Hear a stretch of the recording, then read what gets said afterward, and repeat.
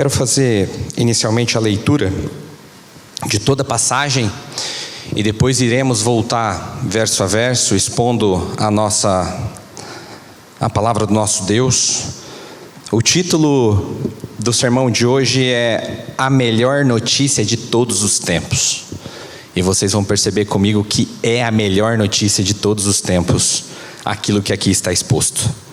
Diz assim a palavra de Deus, no versículo 1: Agora, pois, já nenhuma condenação há para os que estão em Cristo Jesus. Porque a lei do Espírito da vida em Cristo Jesus te livrou da lei do pecado e da morte.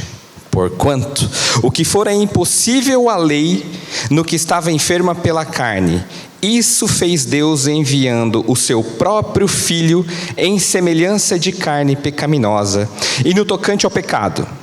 E com efeito, condenou Deus na carne o pecado, a fim de que o preceito da lei se cumprisse em nós, que não andamos segundo a carne, mas segundo o Espírito.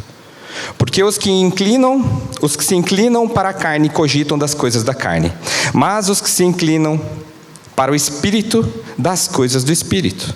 Porque o pendor da carne dá para a morte, mas o do Espírito para a vida e paz. Por isso, o pendor da carne é inimizade contra Deus, pois não está sujeito à lei de Deus, nem mesmo pode estar. Portanto, os que estão na carne não podem agradar a Deus. Vós, porém, não estáis na carne, mas no Espírito, se de fato o Espírito de Deus habita em vós. E se alguém não tem o Espírito de Cristo, esse tal não é dele. Se, porém, Cristo está em vós, o corpo, na verdade, está morto por causa do pecado, mas o Espírito é vida por causa da justiça. Se habita em vós o Espírito daquele que ressuscitou a Jesus dentre os mortos, esse mesmo que ressuscitou a Cristo Jesus dentre os mortos, vivificará também o vosso corpo mortal, por meio do seu Espírito, que em vós habita. Pai, essa é a tua maravilhosa palavra. Muito obrigado, porque não há mais condenação para quem está em Cristo Jesus. Senhor, eu quero louvar ao Senhor por essa noite, por cada pessoa que aqui o Senhor trouxe, e por cada irmão que um dia ouvirá essa mensagem.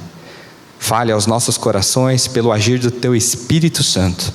Tu sabes o quanto não tenho condições de estar aqui e anunciar a Tua palavra, mas que Tu me faças um mordomo fiel e que eu lance apenas as sementes verdadeiras da Tua palavra nessa noite. É no nome precioso de Jesus que entregamos a Ti esse momento de reunião, de culto e adoração. Amém. Amém. Queridos irmãos, eu quero recordar vocês que Paulo escreve essa carta aos cristãos, e boa parte deles eram gentios, porque são romanos, mas também haviam judeus. Paulo escreve porque em dado momento ele imaginava que ele fosse passar em Roma, que ele faria uma viagem missionária para a Espanha. Então ele fala com aqueles irmãos, que grande parte era gentil, que grande parte tinha sido convertido ao cristianismo, e que em outro tempo andaram em práticas pecaminosas, pagãs. Então o contexto desse público é esse. Paulo ele lida com um público que eventualmente tinha dúvidas a respeito da segurança da sua salvação. Será que tem jeito da gente perder a salvação? Será que por conta daqueles meus hábitos pagãos que eu tinha, será que o Senhor me perdoa de verdade?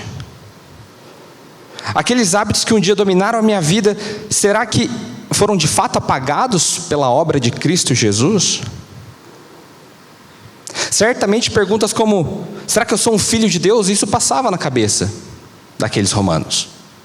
Se passa muitas vezes nos dias de hoje, quem dirá naquele momento que o cristianismo nascia. Dito isso, para que vocês compreendam o contexto de quem recebeu esta carta, eis que chegamos talvez em um dos capítulos mais conhecidos de toda a palavra. Um dos mais conhecidos de Romanos, com certeza, mas da palavra inteira é um dos mais maravilhosos, assim podemos dizer. No capítulo 7, para que a gente possa entrar e compreender no verso a verso, Paulo tratou sobre o conflito que havia entre a carne e o espírito. Se eu não me engano, quem trouxe esse estudo para nós foi o Márcio Mizubuchi, e depois ele trouxe também a igreja no domingo.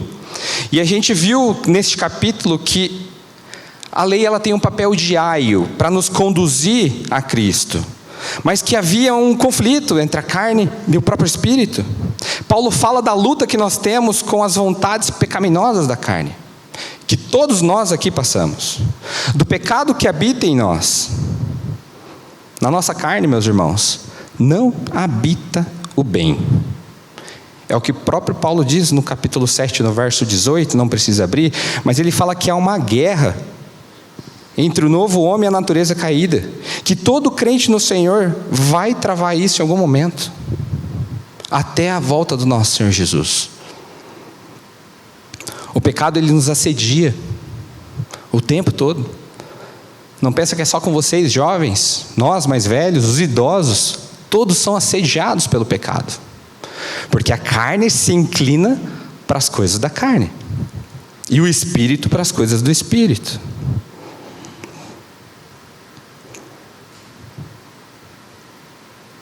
Mas graças a Deus, que pela obra do nosso Senhor Jesus, uma obra que Ele começou 2000 anos atrás, e que Ele continua aperfeiçoando na minha e na sua vida, nós vamos sendo aperfeiçoados, inclusive na carne. Hoje nós somos guiados pelo Espírito, e o Espírito vai ganhando uma proporção tão grande na nossa vida, que nós vamos fazendo morrer a nossa carne. É assim que eu melhoro a minha carne, matando-a, levando todo dia o meu morrer com Cristo. A luta é tão grande que Paulo brada como um grito, aparentemente no final do capítulo 7, quando ele diz assim no verso 24 e 25: desventurado homem que sou, quem me livrará do corpo dessa morte? Parece que eu não consigo dominar, parece que eu não consigo vencer, parece que eu sempre estou caindo.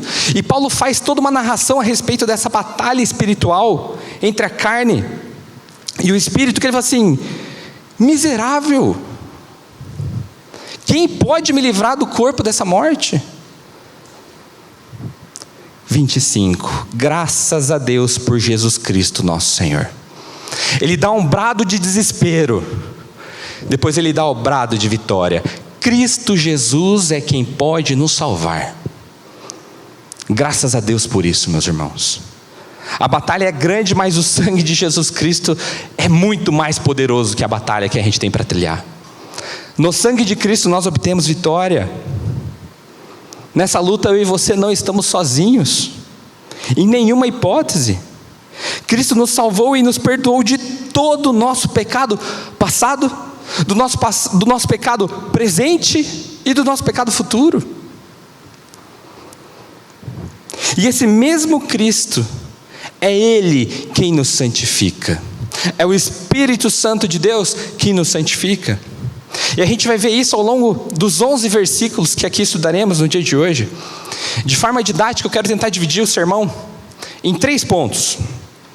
O primeiro ponto vai do verso 1 ao 4, e eu acabei intitulando ele como a sentença libertadora. Então nós vamos falar sobre a não condenação para aqueles que estão em Cristo Jesus. O segundo ponto vai do verso 5 até o 9, que eu deixei assim: quem nos governa? Carne ou espírito? E o terceiro ponto, verso 10 e 11, a vida presente e a vitória futura. Iniciando então este primeiro ponto, que inicia no verso 1, vai até o 4, a sentença libertadora.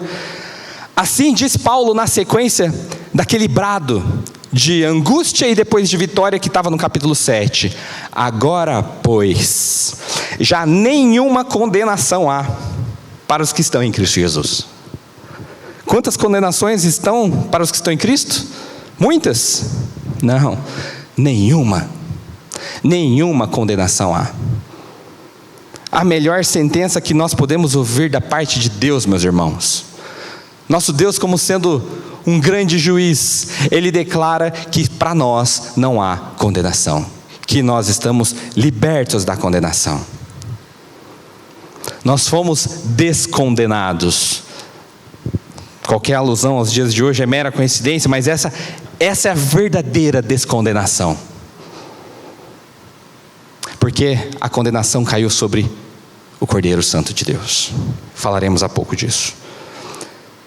Com a morte e ressurreição do Cordeiro de Deus, o pecado dos que creem foram perdoados e vida nova nos foi dada.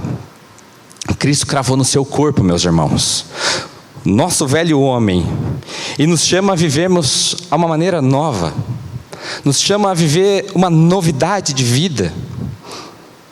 No domingo, na ressurreição, na aurora, aqueles que morreram com Cristo ressuscitam, e a carne que até então nos dominava por completo, ela morre em Cristo, e Ele coloca em nós o Espírito dEle, para que a gente possa andar na sua palavra. E não tem como falar da vida sem falar da morte. Para que uma semente germine e produza frutos, ela precisou cair de dentro de um fruto, secar, morrer e ser aguada, ser plantada, adubada, e no momento certo aquela semente cresce numa explosão de vida. E assim é com nós. Nós precisamos morrer para poder viver. E rapidamente, a última vez que estive aqui, inclusive falei sobre essa passagem de Romanos 6, 6 e 7, que diz assim: sabendo isso, que foi crucificado com ele o nosso velho homem, para que o corpo do pecado seja destruído, e não sirvamos o pecado como escravos. Porquanto quem morreu está justificado do pecado. Então, para não ter condenação, tem que ter uma justificação. E a justificação acontece aqui, para quem morreu. Porquanto quem morreu está justificado do pecado. Então, essa sentença proferida por Deus no capítulo 8, versículo 1, dizendo que não há mais condenação para quem está em Cristo Jesus, ela precisa passar por aqui. Para você ser declarado justo diante de Deus, você tem que ter passado pelo Calvário em Cristo Jesus. Não tem outro jeito. Você não produz salvação. Você não escolhe Deus. É Deus que faz tudo em Cristo Jesus, meus irmãos. Tudo, tudo. A condenação que eu e você merecíamos caiu sobre Jesus no Calvário. Romanos 6 precisa ser a fortaleza do cristão. E eu gosto muito da divisão que existe em Romanos 6, que ele fala assim: sabendo isto. Então, coloque isso na sua cabeça, meu irmão. Saiba dessa verdade. Saiba que o velho homem morreu em Cristo Jesus. Depois ele continua e ele fala que depois de saber, a gente precisa crer nisso. Que a gente precisa se considerar morto para o pecado. Então, eu sei e agora eu me considero. E no estudo anterior eu até falei de um exemplo de identidade. É como se você tirasse um passaporte italiano e agora você se considera um cidadão italiano. Então, agora se considere filho de Deus, irmão. É isso. Então você sabe que morreu com Cristo. Considere-se morto para o pecado e vivo para o Senhor. Filho do Deus Altíssimo. Para que então nós possamos oferecer os nossos corpos como sacrifícios vivos diante de Deus. Aí vem a santificação. O Senhor nos salva, nos faz tomar posse dessa verdade, desse passaporte celestial. E agora sim o cristão é chamado a oferecer o seu corpo em adoração constante ao Senhor, em serviço ao nosso Rei. Nós precisamos crer na vitória que existe em Jesus Cristo, irmãos. Não tem outra. A boa notícia só existe porque Jesus pagou um alto preço naquela cruz. É só por isso que essa grande notícia chega até nós aqui, 2026 anos depois do nascimento de Jesus. Nenhuma condenação há para os que estão em Cristo Jesus. É isso, essa é a maior notícia de todas. A expressão agora pois, que nós temos no início deste versículo, desse primeiro versículo, ela tem um propósito de enfatizar que o que vem a seguir é a conclusão e a aplicação de tudo aquilo que até então o apóstolo Paulo tinha escrito aqui. Não apenas referência ao que ele escreveu no 7, no 6, mas desde o capítulo 1, quando ele fala da queda, da depravação, que não há um justo sequer, que nós somos salvos pela fé. E agora parece que ele fala assim, diante de tudo isso, A sentença divina é que não tem condenação. Diante de tudo isso é que vocês foram libertos. E em poucas palavras ele resume isso para nós. Já nenhuma condenação há para os que estão em Cristo Jesus. Ponto. Ponto. Não tem mais, mas eu preciso fazer, mas o juiz, eu preciso te apresentar minhas provas, juiz, eu preciso mostrar minhas testemunhas. Não, você não precisa mostrar as suas testemunhas. Você não tem que mostrar prova nenhuma para o Senhor. O Senhor te amou. É isso que aconteceu. E Romanos 8 é tão maravilhoso que ele vai terminar falando desse amor de Deus, que nada pode nos separar do amor de Deus que está revelado em Cristo Jesus, irmãos. E nós vamos poder ter o desfrute de seguir nessa carta. E inclusive serei eu que trarei o final do capítulo 8, falando do amor de Deus, manifesto na pessoa de Jesus Cristo. Paulo ele deixa claro para nós, irmãos, que houve absolvição plena para todos os réus do pecado que creram em Jesus Cristo. Jesus veio e salvou o mundo inteiro? Não. Jesus não salvou o mundo inteiro. Ele salvou pessoas de todas as raças, tribos, povos e nações. Mas ele veio para salvar aqueles que o Pai lhe confiou. E se você crê que Jesus Cristo é o Senhor, você é um destes. Você é um destes que pode ouvir essa fala e saber que sobre a tua vida não há condenação. Mas Guilherme, que condenação? A condenação da morte eterna. Essa é a condenação que nós tínhamos. Mortos em delitos e pecados. Para nós, o destino era o inferno. E ele era justo. Justíssimo. Porque o pecado entrou por um homem. E ele veio passando geração após geração. E nós nascemos em pecado.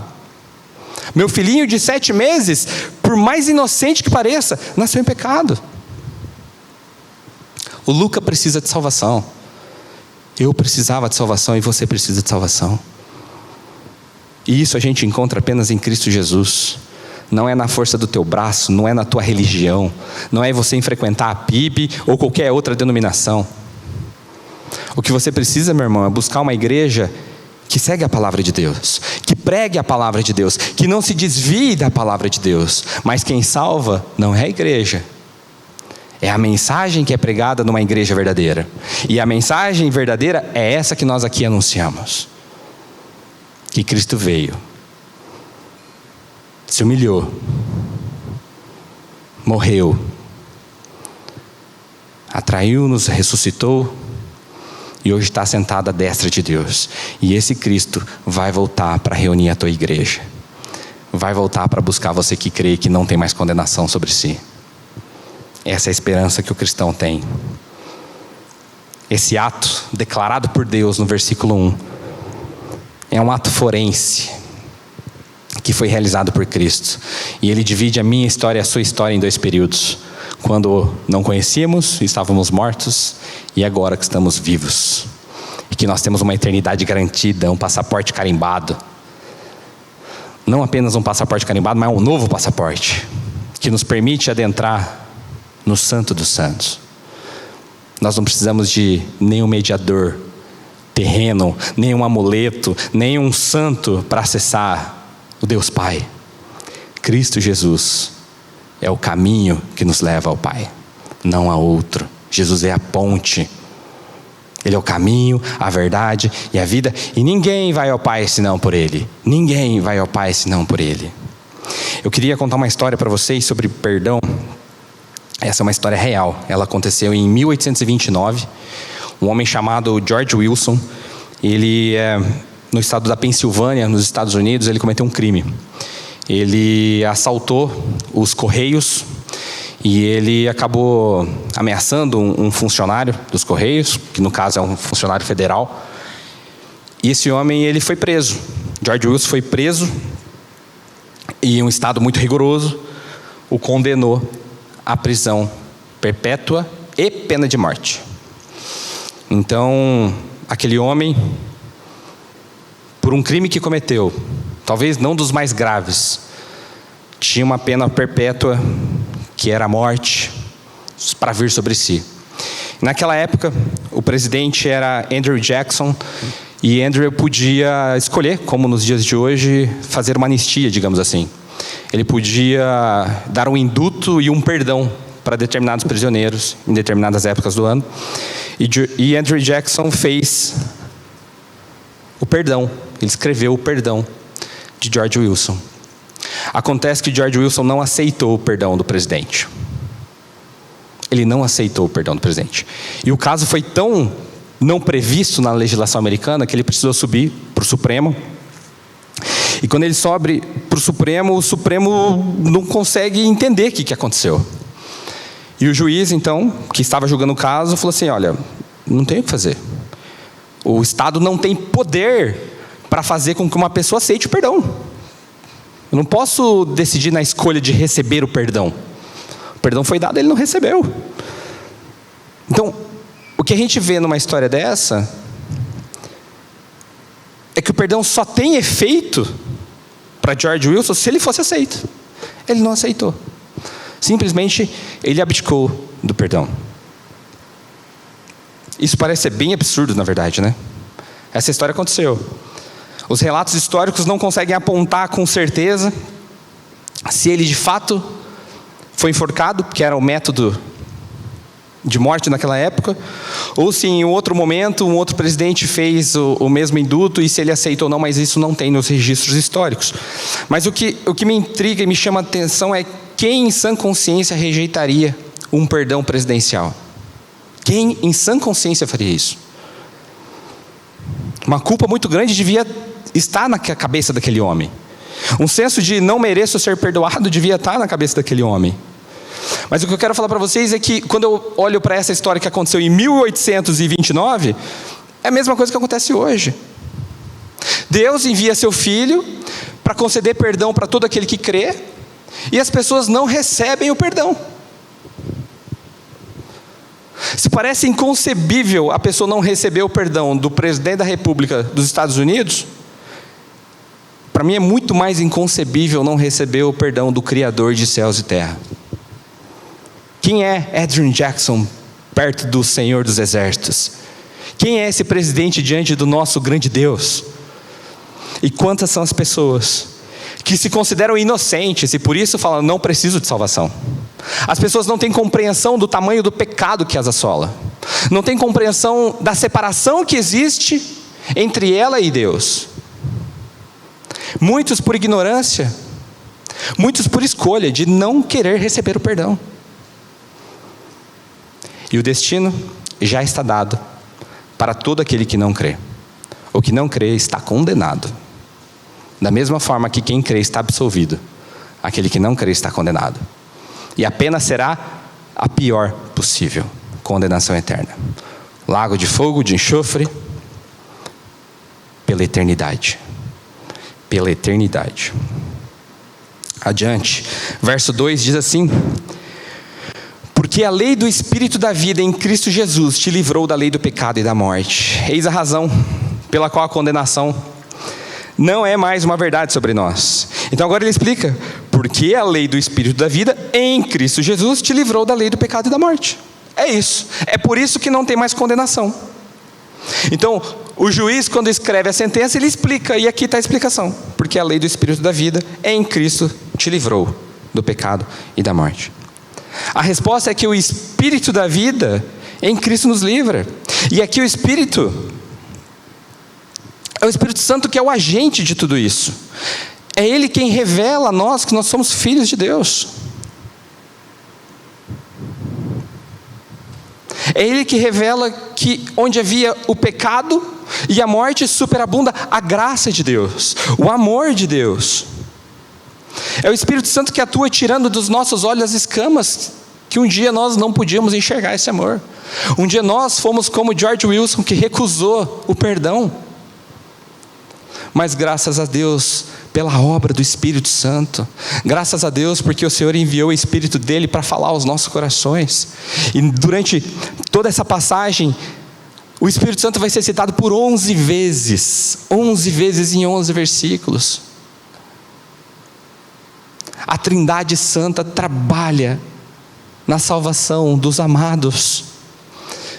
Eu e você, queridos, somos amados por Deus. É importante dizer que a lei, nas duas aparições desse versículo, ela não se refere à lei mosaica em si. Não é isso que está dizendo. Quando fala a lei do Espírito da vida e a lei do pecado, não é disso que está falando. Aqui o que ele quer dizer é como se fosse o poderio, o governo. Então, porque o governo do Espírito da vida em Cristo nos livrou do governo do pecado, do domínio. Nós vemos aqui, como eu disse, é a dança da Trindade, a pericorese, trabalhando pelos eleitos de Deus. O mesmo Espírito, irmãos, que está escrito aqui, que vivificou a Cristo Jesus no domingo da Páscoa, é o mesmo Cristo, o mesmo Espírito que vivifica eu e você, que nos livra da morte, do pecado. Isso é tremendo, meus irmãos. O Espírito da vida em Cristo Jesus nos livrou. Ele nos livrou do quê? Do pecado. E quando fala livrou, libertar, a gente vai e remete à ideia da escravidão. Então, como um escravo liberto, assim somos eu e você agora que cremos. Aquelas algemas que nos aprisionavam, que nos faziam reféns do pecado, que nos faziam reféns da condenação eterna, elas foram quebradas pelo sangue do nosso Senhor Jesus, meus irmãos. É isso que aconteceu. O sangue de Cristo quebrou as correntes que nos aprisionavam. Nós somos libertos. E além de nos libertar, o Senhor nos coloca uma veste santa. E quando essa veste surge, é como se todas as noites a gente fosse para a lavanderia e a misericórdia dele se renova no dia seguinte, a veste está limpa de novo.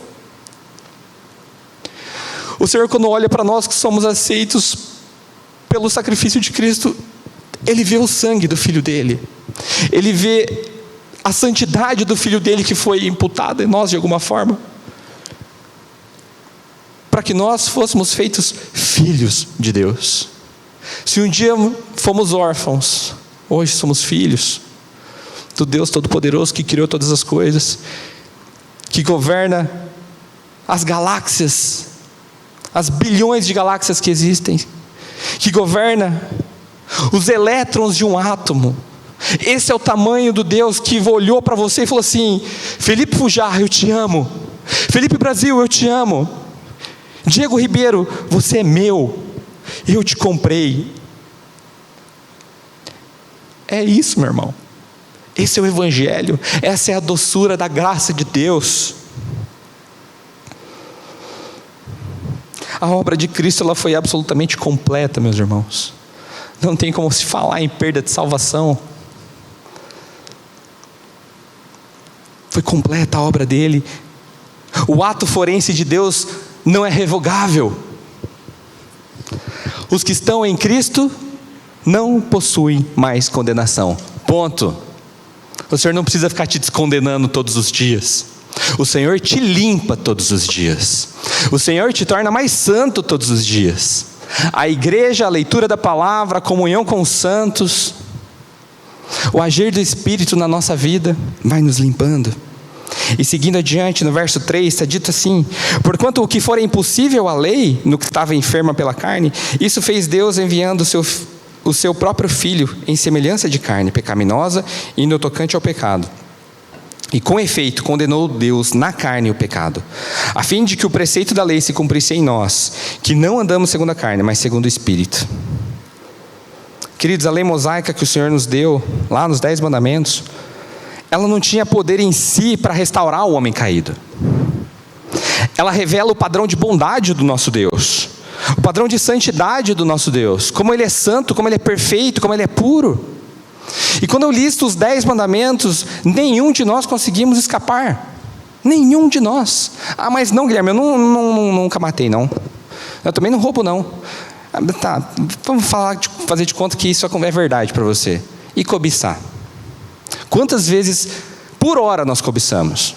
É só abrir o Instagram que você vai cobiçar umas 30 vezes a cada 30 minutos. Está no nosso coração isso. A carne está inclinada para a morte. Não é o seu querer, é a natureza caída. É isso. É a natureza caída. E quando eu olho para essa natureza, como pode uma natureza podre que quer pecar o tempo inteiro, como ela pode promover salvação? Como ela pode promover justificação? É por isso que a lei não tem condições de funcionar como uma agente salvadora. Ela é como um espelho colocado diante de réus, para que eles enxerguem os seus problemas, para que eles enxerguem as suas podridões. A lei aponta para um ideal que nenhum homem caído pode cumprir em si mesmo. Em Romanos, no capítulo 3, verso 10, diz que não há um justo nenhum sequer. E todos se extraviaram. Como que todos que se extraviaram podem produzir, pelo bom cumprimento da lei, salvação? A lei, meus irmãos, ela funciona como um aio, como um direcionador, como um caminho que nos mostra a santidade de Deus. E para um Deus tão santo ter relacionamento com pecadores, era preciso que algo acontecesse. E esse algo é Jesus Cristo. Paulo não está querendo dizer, nestes 2 versículos, que o problema é a lei, mas sim que o problema é a carne. É a carne que está enfraquecida, não a lei. A carne enfraquecida pelo pecado não consegue praticar o bem. Paulo acabou de dizer isso, lá no capítulo 7, no verso 15, quando ele fala assim: pois não faço o que prefiro, e sim o que detesto. Se o apóstolo Paulo faz o que prefere, não faz o que prefere, porque ele já era, na minha opinião, e na opinião de muitos aqui, já era salvo em Romanos 7, diga-se de passagem. Mas ele faz o que ele detesta, é que a carne tem de alguma forma, algum domínio ainda sobre nós. Eu vou só ler na NAA, esse mesmo versículo 3, que acho que fica um pouco mais fácil de entender esse começo, que fala assim, ó: porque aquilo que a lei não podia fazer, por causa da fraqueza da carne. Então a fraqueza não está na lei, a fraqueza está na carne. E por que a carne está fraca? Por causa do pecado. Então o pecado entra na raça humana e enfraquece a raça humana por completo. A gente conhece a morte, a nossa célula começa a morrer, a gente envelhece, a gente passa a ter doenças. Nada disso foi feito quando o Senhor contempla e olha para a criação dele e fala assim: isso é muito bom. Não tinha essa morte quando o Senhor cria todas as coisas. Isso entra com o pecado, com a escolha de Adão e de Eva. A segunda parte desse versículo 3, ela fala sobre as condições nas quais Cristo veio em carne. E não foi em semelhança de carne, aliás, foi em semelhança de carne pecaminosa, mas aqui não quer dizer que Cristo tinha pecado. Não é isso que está dizendo esse texto. Está dizendo que Cristo assumiu verdadeiramente a humanidade. Cristo assumiu verdadeiramente a humanidade, com fraqueza, limitações, dor de barriga, doença, febre, fome, cansaço. É disso que está falando. Que Cristo veio em semelhança de nós. Como pode um Deus puro, santo, salvar o seu povo? Era preciso que ele se tornasse como o seu povo. Mas ele não podia se tornar em todos os aspectos, senão ele não podia realizar a exigência da lei. Porque para ter expiação de pecado, era preciso um cordeiro puro, sem nenhuma mancha, sem nenhuma mácula.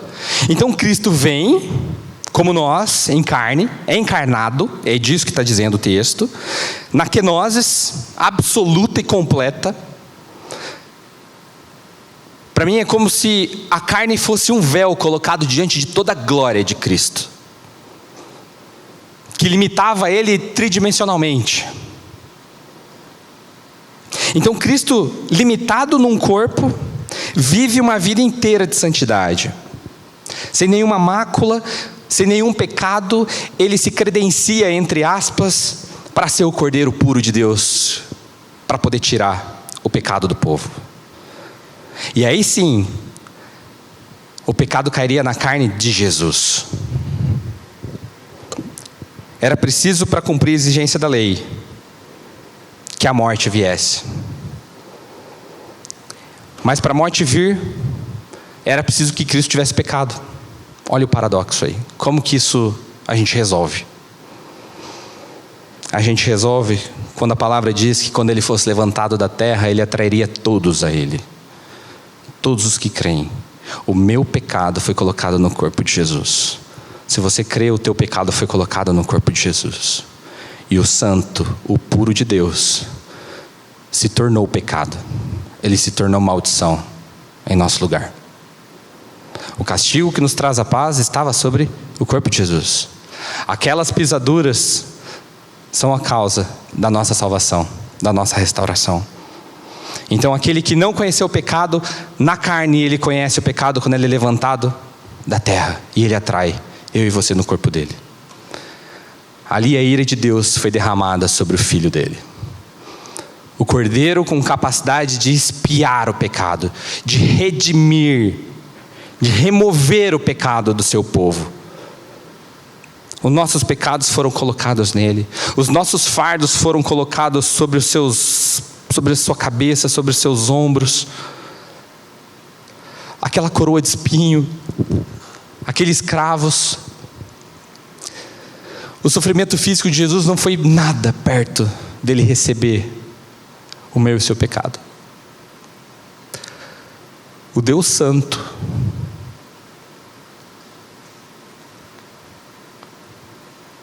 recebe o meu pecado no corpo dele. Eu não consigo imaginar isso.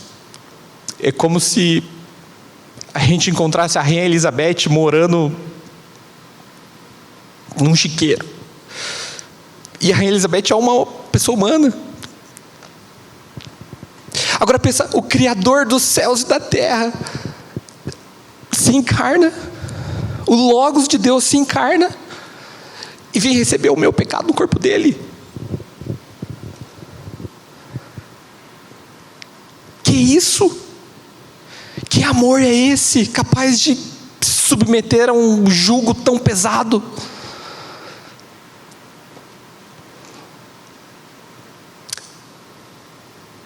A mente humana não consegue compreender, então eu clamo para que, se você não crê nisso, que o Espírito de Deus revele essa verdade no teu coração. A graça derramada sobre nós é grande demais, meus irmãos. É grande demais. O sacrifício de Cristo foi remidor. E a vida do Espírito em nós foi colocada quando Ele ressuscita. É incrível ver como o Senhor assume absolutamente toda a responsabilidade pela salvação dos seus. O que eu fiz para ser salvo? Nada. O Senhor age de forma monérgica. Ele escolhe te amar, meu irmão, de forma unilateral. Não depende do que você fez, ou um dia fará, ou não depende do pecado, do tamanho do pecado que você cometeu no teu passado. O Senhor não olha para isso, Ele olha para o sacrifício do Filho dele.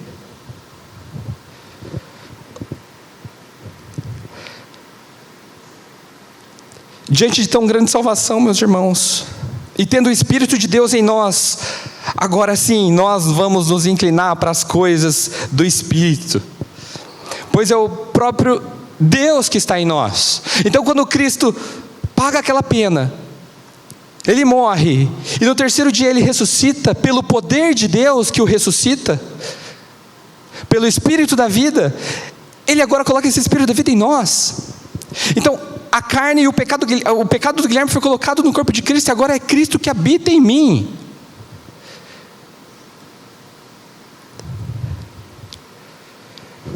É isso que acontece. O regenerado, meus irmãos, ele não vive segundo a carne constantemente e tendo a carne como o Senhor da sua vida, porque a sua vida agora é outra. Nós andamos na direção do Espírito, porque somos espíritos vivos, vivificados pelo nosso Deus. Ainda que nessa vida a nossa carne vai militar contra o pecado, mas há uma promessa de restauração dessa carne que nós temos, e nós falaremos dela daqui a pouco. Dito isso, a gente entra no segundo bloco do estudo, que fala: quem nos governa, a carne ou o Espírito? Versículo 5 diz assim: porque os que se inclinam para a carne cogitam das coisas da carne, mas os que se inclinam para o espírito das coisas do espírito. Porque o pendor da carne dá para a morte, mas o do espírito para a vida e paz. Por isso, o pendor da carne é inimizade contra Deus, pois não está sujeito à lei de Deus, nem mesmo pode estar. De forma enfática, lógica, Paulo faz questão de deixar escrito aqui para nós que aqueles que se inclinam, ou como dito na NA, os que vivem segundo a carne, cogitam das coisas da carne. Bem simples a pergunta. É possível um pé de maçã dar pêssego? Tem como um pé de azeitona produzir uva? Então, aquele que está inclinado para a carne vai amar as coisas da carne. E aquele que está no espírito vai amar as coisas do espírito. Simples assim. Os frutos que nós damos ao longo das nossas vidas, irmãos, eles precisam estar de acordo com a árvore que eu e você estamos enxertados. Cristo é a árvore da vida. Você está em Cristo? Se você estiver em Cristo, você vai dar bons frutos, porque você está em Cristo Jesus. O verso 6, ele deixa claro para nós que a inclinação da carne é morte. E isso acontece por conta do pecado. Mas o Espírito nos faz ter inclinação para a vida e para a paz. É o que está dito aqui, no finzinho do versículo 6. Mas a do Espírito para a vida e paz. O Espírito, ele não é só um antídoto para o problema. Ele é o agente do nosso novo nascimento. Jesus e o Pai são autores lá na cruz do Calvário. E o Espírito está atuando na revelação dessa verdade para mim e para você. E o Senhor coloca o Espírito como selo da nossa salvação ainda, para testificar com o teu Espírito que você é filho de Deus. Então o Senhor está em nós. Se o Senhor está em nós, como posso eu viver na carne? O Senhor não fez um remendo na tua história e na minha. O Senhor fez a gente ganhar uma vida nova. Em Filipenses, no capítulo 3, verso 13, a partir do B, eu vou fazer a leitura, diz assim, ó: esquecendo-me das coisas que para trás ficam e avançando para as que estão diante de mim, prossigo para o alvo, para o prêmio da soberana vocação de Deus em Cristo Jesus. Diante de tão grande salvação, esqueço das coisas que para trás eu fiz. Paulo era perseguidor de cristão. Paulo ajudou a matar Estevão. Ele esquece de tudo que ficou para trás, porque Cristo deu uma vida nova para ele. Não há mais condenação para quem está em Cristo Jesus. Ponto. A carne enfraquecida e viciada pelo pecado não consegue por si se sujeitar à lei de Deus. A carne não consegue cumprir as exigências da lei. Ela define o padrão inalcançável e mostra que a gente não consegue, mas um veio, conseguiu cumprir plenamente, que foi Cristo Jesus. E por conta da carne não conseguir exercer nenhum tipo de padrão de santidade, o relacionamento com Deus, que é triplamente santo, é impossível. Verso 8 diz assim: portanto os que estão na carne não podem agradar a Deus. Não pode. Vamos aprofundar um pouquinho sobre as obras da carne. Paulo fez essa mesma exortação aos Gálatas, lá no capítulo 5, a partir do verso 16.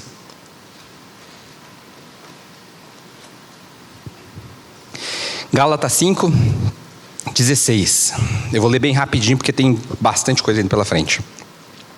Digo, porém, andai no Espírito e jamais satisfareis as concupiscências da carne. Andar onde? No Espírito. Para você não satisfazer os desejos da carne. Porque a carne milita contra o Espírito, e o Espírito contra a carne, porque são opostos entre si. Para que não façais o que porventura seja do vosso querer. Mas se sois guiados pelo Espírito, não estáis sob a lei, sob o jugo da lei. Agora nós somos sob a graça.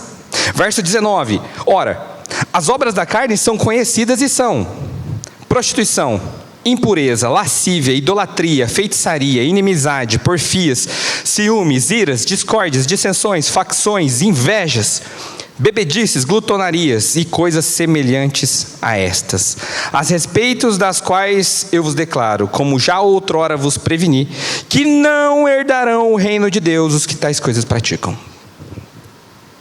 Mas o fruto do Espírito é amor, alegria, paz, longanimidade, benignidade, bondade, fidelidade, mansidão, domínio próprio.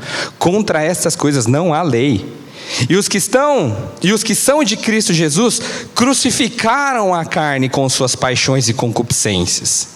Se vivemos no Espírito, andemos também no Espírito. Então, como que a gente vai viver uma vida de santidade? Sabendo que a carne foi crucificada em Cristo Jesus. O velho homem foi destruído, aniquilado na cruz do Calvário. Há sim uma natureza terrena que vai perdendo força dia após dia. De forma paulatina ela perde força, porque Cristo está em nós. E o dia que Cristo vier nos buscar, nos der um corpo glorificado, o pecado não terá domínio sobre nenhuma célula do nosso corpo mais. Nenhuma. É notório, ao ler essa passagem, as razões pelas quais a carne não pode agradar a Deus. A enfermidade do pecado é tão grande, a santidade de Deus é tão elevada, que é como se fosse uma incompatibilidade de polaridade. Lembra quando você mistura a água e o óleo? Que eles não se misturam, você só põe no mesmo recipiente. É assim que acontece com nós que fomos salvos. Foi colocado a água do Espírito em nós. Tem o óleo da velha criatura, que vai sendo drenado, o Senhor vai tirando isso de nós. Por mais que você agite, eles não vão se misturar. E à medida que você caminha com o Senhor, essa água da vida vai sendo abundada sobre a sua vida. O Senhor vai derramando o Espírito dele sobre você. E a carne vai sendo mortificada. A tua comunhão com o Senhor vai crescendo, vai avançando. E o pecado vai perdendo completamente o domínio sobre nós. A jornada da santificação, meus irmãos, ela é sinérgica. Ela depende de você e de mim, depende da gente ler a palavra de Deus, depende da gente estar em comunhão com os santos, depende do que você vai assistir no Netflix, no Disney Plus ou qualquer outro streaming. Depende da música que você assiste, das pessoas com as quais você se relaciona.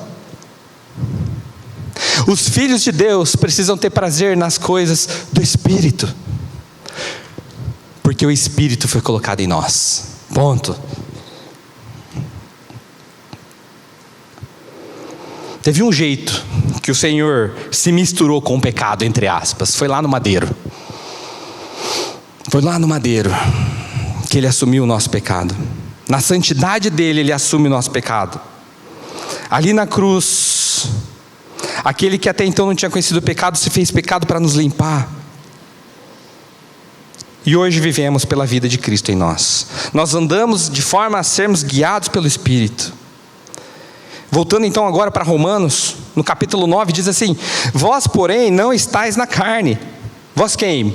Romanos, meus ouvintes, gentios crentes daí, prestem atenção, vocês não estão mais na carne, mas no Espírito. Se de fato o Espírito de Deus habita em vós, obviamente. Você só vai estar no Espírito se o Espírito de Deus habita em vós. E se alguém não tem o Espírito de Cristo, esse tal não é dele. Paulo parece o apóstolo João lá na primeira epístola, que faz umas comparações muito simples, mas é preciso dizer o simples e o básico, porque as pessoas não entendem. E chega a parecer que existe um paradoxo aqui até, né? Porque o texto fala assim para os leitores: não estão na carne, mas como é possível não estar na carne se a gente tem carne? Ué, como que eu não estou na carne se eu não fui arrebatado ainda? Se eu não estou no céu? Se eu ainda não tenho um corpo glorificado? O que Paulo está querendo dizer aqui é que nós estamos sob o senhorio da carne. É disso que ele está falando. Nós não estamos sob o domínio da carne, porque o Espírito vai sendo colocado, a água vai subindo, o óleo vai sendo removido. É isso.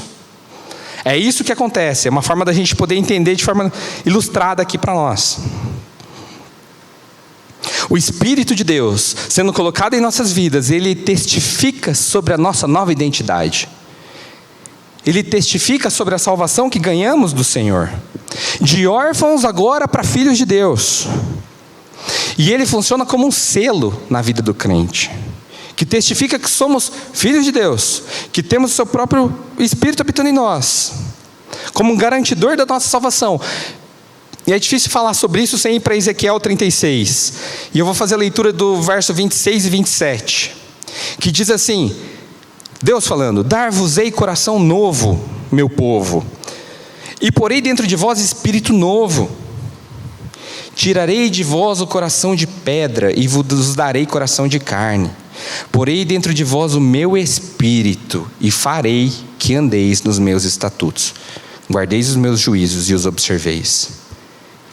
Porei dentro de vós o meu espírito. Farei que andeis nos meus estatutos. É o Senhor que faz a obra inteira, meus irmãos.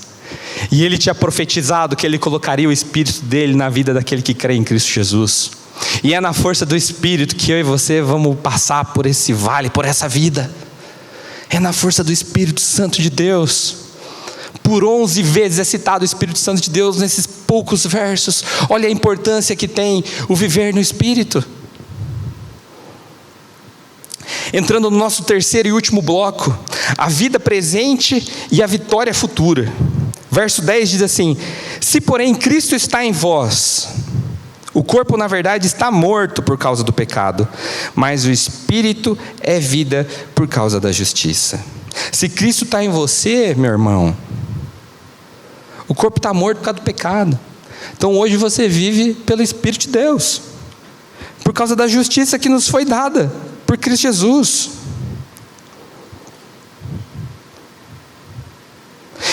A gente precisa entender que se a gente tem hoje paz com Deus, é porque Ele veio habitar em nós. Se a gente pode andar em santidade, é porque Cristo está em nós.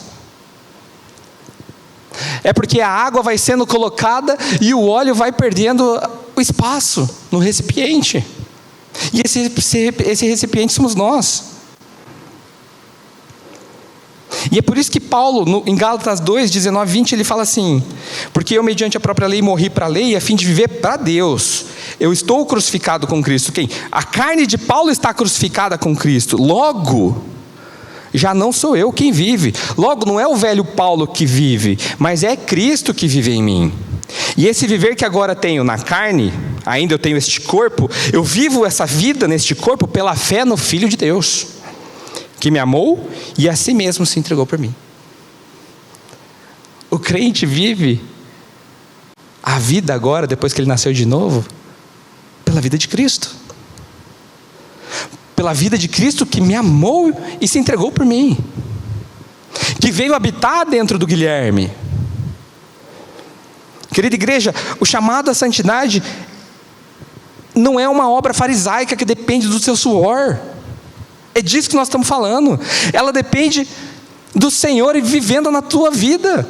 É isso. É por isso que a gente fala tanto que você tem que morrer, porque se não morrer não vai viver.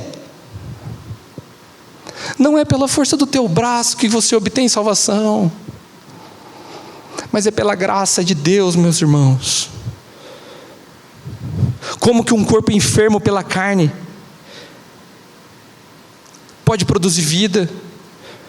Eu e você precisamos levar ao morrer diário, para que a vida de Cristo se manifeste em nós. E eu quero deixar claro para vocês, meus irmãos, que aquele que está em nós é maior que está no mundo. Se a gente está vivendo uma caminhada com alguém que é nosso par,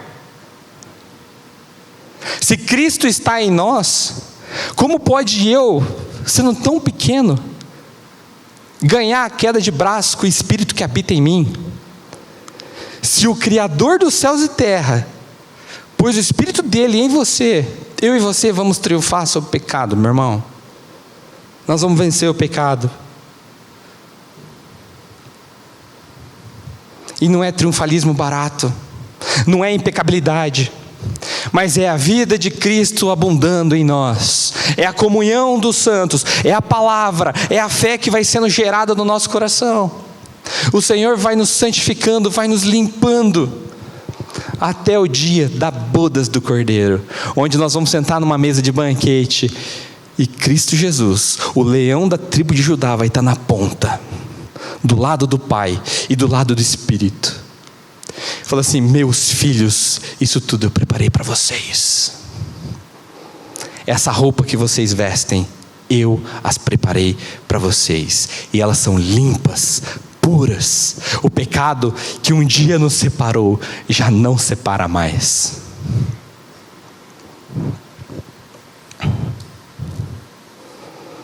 A palavra de Deus sendo pregada no nosso coração, ela vai dia após dia aumentando a nossa fé.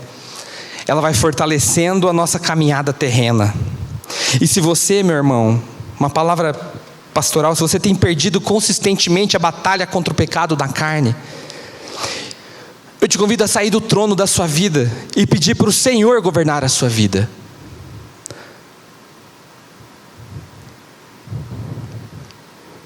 Se Cristo está em nós, nós temos a esperança da glória. Creia, meu irmão, que o Senhor te fará triunfar sobre o pecado que consistentemente você está caindo. O Senhor não deixa as obras dele pela metade, de forma incompleta. O Senhor é fiel e justo para completar tudo aquilo que um dia Ele começou na minha vida e na sua, meu irmão. Ele é fiel e justo para completar. Mas eu e você somos chamados ao quê? A buscar a santidade, a viver a santidade. Então, é uma via de mão dupla. O Senhor é todo sustento para isso acontecer. Sem a vida de Cristo não tem santidade. Mas é você que vai apertar o botão da TV e vai desligar naquela hora. É você que vai deixar de frequentar aqueles lugares que você frequenta. E vocês jovens são muito, mas muito perseguidos pelo diabo. Porque se o diabo ganha você agora, ele ganhou a sua família. Por que você acha que o mundo maligno ataca as criancinhas? Porque na hora que ele destrói na base, se ele faz um serviço de 2 anos, ele destruiu 80 anos de vida de uma pessoa. Vocês têm média aqui de 25 anos, 24. Vocês estão no começo da vida. Não deixem as suas vidas serem destruídas logo no começo. Se você está em pecado, arrependa-se do seu pecado. Confesse o seu pecado para que você seja curado. Clame perdão para esse Deus maravilhoso. Coloque-se diante dele em humilhação e fala: Deus meu, me perdoa. Lembra do brado de Paulo: quem me livrará do corpo desse pecado de morte? Graças a Deus por Jesus Cristo. A resposta é isso. Essa é a resposta que você precisa. E Jesus Cristo pode colocar um fim nesse seu looping de pecado. Cristo em nós é a esperança da glória. O Espírito de Deus colocado em nós vai produzindo santidade na nossa vida. E agora no verso 11 nós temos o decreto final da vitória para aqueles que estão em Cristo, que diz assim: se habita em vós o Espírito daquele que ressuscitou a Jesus dentre os mortos, esse mesmo que ressuscitou a Cristo Jesus dentre os mortos, vivificará também o vosso corpo mortal, por meio do seu Espírito que em vós habita. Aleluia por isso. Não depende de você, não depende de mim. A ação inicial da salvação depende do Senhor. Se o Espírito dele está em nós, é aquele mesmo que ressuscitou Jesus dentre os mortos, esse mesmo vai vivificar o nosso corpo mortal. Nos aspectos futuros, podemos dizer que ela não é uma possibilidade, mas é uma certeza para nós que temos o Espírito que ressuscitou Jesus dentre os mortos, que Ele nos dará um corpo semelhante ao de Cristo, de forma a ser glorificado, um corpo que a morte não terá mais domínio, que as enfermidades não assolarão, que a sua deficiência, se é que você tem uma, ela não vai te pegar. Quantas pessoas com deficiências físicas que falam assim: parece que eu estou numa pena eterna. Não está. O Senhor vai te dar um corpo glorificado. As suas pernas voltarão a mexer, os seus braços funcionarão. Se você tem uma paralisia, o seu cérebro vai voltar a funcionar, porque o Senhor vai te dar um corpo glorificado. Aquele que começou a boa obra é fiel e justo para completar, meu irmão. O Senhor tem todo poder. com a sua palavra, Ele criou tudo que nós conhecemos. E com a palavra prometida, Ele cumprirá tudo isso na nossa vida. Nos aspectos do presente, nós podemos ver que é maravilhoso saber que essa vivificação, ela começa agora. Eu não preciso esperar o dia que Jesus voltar, mas o momento que eu conheço a Cristo, Ele começa a trabalhar na minha vida. E eu vou todo dia melhorando um pouquinho, porque o Senhor vai trabalhando em nós. O reino de Deus é chegado, meus irmãos. É chegado o reino de Deus. Como é que eu e você estamos vivendo nesse reino? Nós estamos vivendo para avançar na proclamação desse reino? Nós estamos vivendo em santidade neste reino? Como embaixadores desse reino, como você está representando-o? Como que eu e você estamos representando esse reino?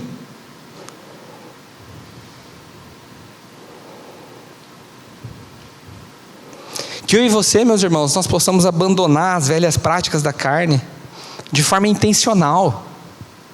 É sim o chamado à santidade. E eu e você possamos prosseguir cada vez mais na busca pelo conhecimento do Senhor, da intimidade com o Senhor.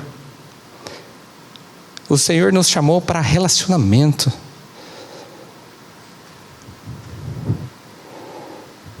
O Senhor tem prazer enquanto nós entramos em oração. O Senhor tem prazer quando nós abrimos a Bíblia para ouvir a palavra dEle. O Senhor tem prazer aos domingos de ver a igreja dEle reunida. Eu fico pensando no Senhor olhando e falo assim, já eu estou aí para pegar vocês para a gente vir junto aqui. Ele já está no meio de nós, mas haverá aquele glorioso dia que fisicamente nós estaremos juntos. Senhor, Maranata, Senhor. Se você crê nessa verdade, você pode clamar por Maranata também, para que os dias se abreviem e logo a gente esteja com o nosso Senhor para todo e todo sempre. Nunca esqueçam que a melhor notícia para nós que cremos é que não há mais condenação para os que estão em Cristo Jesus. E se essa notícia é boa, se esse evangelho é doce e suave na tua vida, se ele tem feito diferença para você, se você tem visto a sua vida ser transformada pelo Espírito de Deus que está em você, você é chamado pelo próprio Deus a ir e pregar esse evangelho a toda criatura. Eu não quero que você saia daqui todo pomposo assim, que delícia. Pode sair assim, mas sair com a missão sabendo o que você tem que fazer. Você é chamado para ser servo do Deus Altíssimo. É por isso que o Senhor não nos arrebatou na hora que a gente creu. Ele quer relacionamento, Ele quer nos usar. Deixa o Senhor usar a sua vida, irmão. Se coloque à disposição do reino de Deus. Se isso impacta verdadeiramente a tua vida, não tem como você permanecer calado. Não tem como você permanecer inerte. Nós somos chamados às boas obras em Cristo Jesus, irmãos. Eu queria que, para fechar, que nessa próxima semana você e eu possamos meditar e deleitar nas verdades contidas nesse capítulo 8 de Romanos. Leia algumas vezes, ou leia todos os dias Romanos 8, para que a sua fé seja calcada numa rocha sólida. E eu quero deixar 3 pontos para que fique fácil a nossa memorização. O primeiro das verdades contidas aqui, que eu quero que você frise na sua cabeça, é que não há mais condenação para os que estão em Cristo Jesus. Ponto. 2, o Espírito Santo é quem sela, garante e nos dá confiança que nós somos filhos de Deus. Se você está abalado sobre a sua filiação no Senhor, clame para que o Espírito Santo seja derramado abundantemente sobre a sua vida, e você vai ter a segurança no Senhor. E o ponto 3 é que eu e você vivamos uma vida de santidade na força do Espírito Santo e não na força do nosso braço. Amém? Vamos orar? Pai, obrigado porque o Senhor nos libertou do império das trevas. Obrigado porque o Senhor tirou a condenação que era sobre nós. Obrigado porque o Senhor colocou seu Espírito em nós, para que nós tenhamos comunhão e relacionamento contigo, Senhor. Obrigado porque Cristo Jesus levou sobre si no madeiro os nossos pecados. Obrigado pela nossa morte, inclusão no corpo de Cristo. Obrigado porque ao terceiro dia Cristo Jesus ressuscitou dentre os mortos para nos dar a vida eterna, Senhor. Obrigado por cada jovem que aqui está representado. Abençoe e guarde a família de cada um. Cada pessoa que um dia ouvir essa mensagem, que o Senhor derrame a tua graça, o teu amor sobre a vida dessa pessoa. Pai, cele nos nossos olhos a eternidade, que a gente não se abale com as circunstâncias pequenas dessa vida, mas que a gente tenha sempre em mente que o Senhor voltará para buscar o teu povo, a tua igreja, e nós estaremos eternamente ao teu lado. Senhor, que nós nunca esqueçamos que o Senhor nos dará um corpo glorificado. Obrigado, Senhor, pela vitória que foi dada em Cristo Jesus. É no nome dele, o nosso Senhor e Salvador, que nós oramos a Ti. Amém e amém.